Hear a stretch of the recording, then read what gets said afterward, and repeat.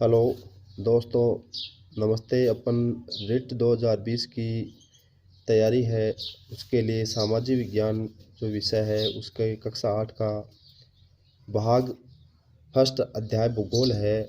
तो उसके अंदर अपन हमारा भारत है उसको आज अपन देखेंगे, उसके बारे में अपन वीडियो बनाएंगे। जो नोट्स हैं जो एग्ज़ाम की दृष्टि से महत्वपूर्ण हैं उनके बारे में अपन बातें करेंगे। एशिया महाद्वीप के भारत दक्षिण में स्थित है। भारत का दक्षिण क्षेत्र एक प्रायद्वीपीय विस्तार के रूप में है। इसके एक दिशा पूर्व में बंगाल की खाड़ी स्थित है तथा पश्चिम में अरब सागर और दक्षिण दिशा में हिंद महासागर स्थित है। खैबर व बोलन हिमालय के प्रमुख दर्रे हैं। भारत के उत्तर में स्थित दर्रों से तिब्बत के रास्ते खुलते हैं।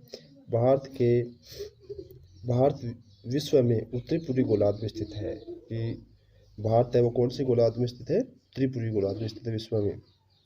भारत के का जो अक्षांश विस्तार है वो उत्तर से दक्षिण है, वो 8.4 उत्तर से 37.6 उत्तरी अक्षांश के बीच स्थित है। काफ़ी बार एग्जाम पूछ जाता है। पश्चिम से पूर्व तक भारत का देशांतरी विस्तार 68.7 से पूर्व में 97.25 पूर्वी देशांतरों के बीच स्थित है। इसी प्रकार से अपन दोस्तों नेक्स्ट देखते हैं कि भारत का देशांतरी विस्तार लगभग 29 होने के कारण इसके पूर्व व पश्चिम भाग के स्थानीय समय में लगभग 2 घंटे का अंतर पड़ता है। 2 घंटे का अंतर किस में पड़ता है? स्थानीय मान में। अपन देखते हैं कि जो भारत का मानक समय है वो इलाहाबाद के निकट से गुजरता है, यानी 42.5 डिग्री पूर्वी देशांतर से होकर के गुजरता है। भारत विश्व में क्षेत्रफल की दृष्टि से 7वां बड़ा देश है। भारत का कुल क्षेत्रफल 32.9 लाख वर्ग किलोमीटर, यानी कि वैसे भारत का क्षेत्रफल है वो 32,87,263 वर्ग किलोमीटर है, जो कि संपूर्ण विश्व के स्थल भाग के 2.47% भाग पर फैला है। यानी अपन भारत के का जो अपना क्षेत्रफल है जो विश्व के 2.47% भाग पे है। अपन अब देखते हैं भारत का विस्तार उत्तर से दक्षिण। उत्तर से दक्षिण है वो 3214 किलोमीटर है तथा पूर्व से पश्चिम 2933 किलोमीटर है। भारत में क्षेत्र की दृष्टि से राजस्थान है जो सबसे बड़ा राज्य है और सबसे छोटा राज्य है वो गोवा है। अब अपन देखते हैं कि आंध्र प्रदेश था, उसका विभाजन हुआ था। पहले भारत के अंदर 28 राज्य थे और फिर 2 जून 2014 को आंध्र प्रदेश का विभाजन करके 29वां राज्य तेलंगाना बना दिया गया था। फिर अपन देखते हैं कि वर्तमान में भारत में 28 राज्य हैं और 9 केंद्र शासित प्रदेश हैं।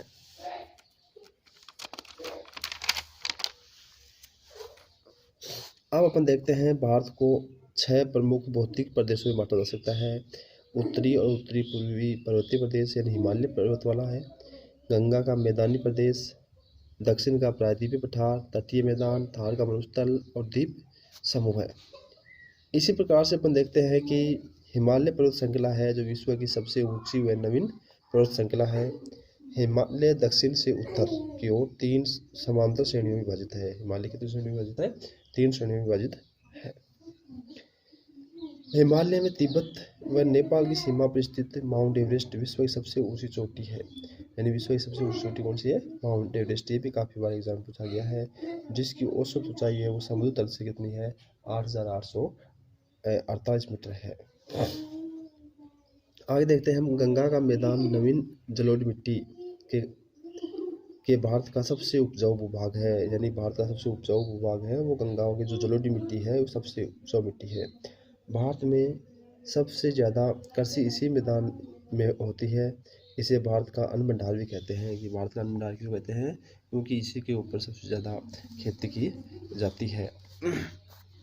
गंगा के मैदान का वह भूभाग जहाँ प्रतिवर्ष बाढ़ का पानी नहीं पहुँचता है। यानी कि अपन आप बात करेंगे कि वागड़ और खादर क्या है, कि गंगा के मैदान का वह भूभाग है जहाँ प्रतिवर्ष बाढ़ का पानी नहीं पहुँचता है, वहाँ पुरानी जलोढ़ी मिट्टी पाई जाती है, उसे वागड़ कहते हैं। काफ़ी बार एग्जाम में पूछा जाता है।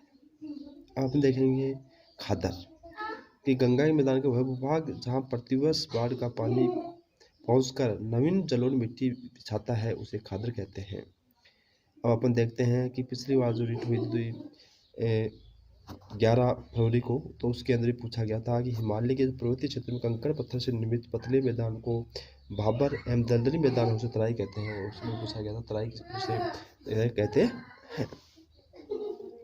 गंगा के दक्षिण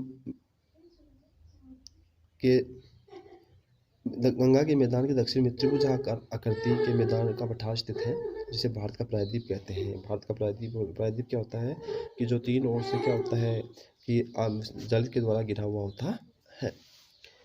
दक्कन के लावा का पठार उपजाऊ मिट्टी हमारे देश में कपास के उत्पादन के लिए महत्वपूर्ण है। कपास के उत्पादन के लिए कौन सी मिट्टी है?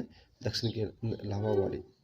दक्षिण का प्रायद्वीप पठार भारत का सबसे बड़ा, सबसे प्राचीन व सबसे कठोर भौतिक प्रदेश है। विश्व की सबसे पुरानी अरावली पर्वत श्रृंखला इसी पठार का हिस्सा है। कि अरावली पर्वतमाला है जो दक्षिण का है, इसी का अपना हिस्सा मानते हैं।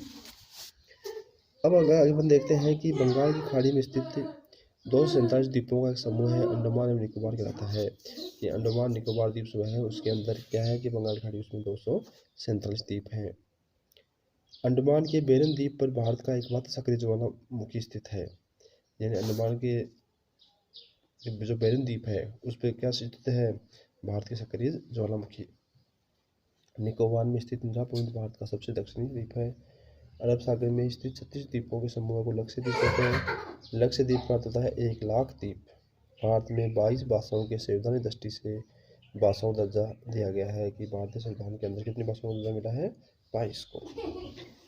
अब अपन देखते हैं जनसंख्या दृष्टि से भारत चीन के बाद विश्व का दूसरा बड़ा देश है।